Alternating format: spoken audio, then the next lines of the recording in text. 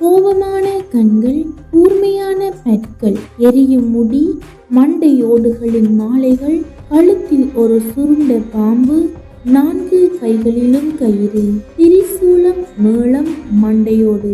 அப்பட்டமான நிர்வாணத்துடன் இருக்கும் இந்த கோபக்கார கடவுள் யார்? பைரவர் சிவபெருமானின் உக்கிரமான அவதாரம்.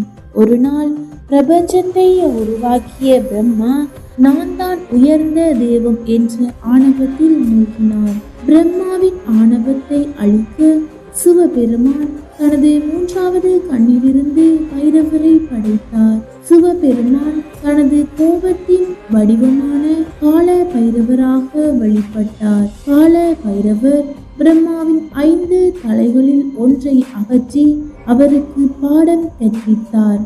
இதன் முழுமையான வீடியோவை காண கீழே உள்ள லிங்கை கிளிக் செய்யவும்.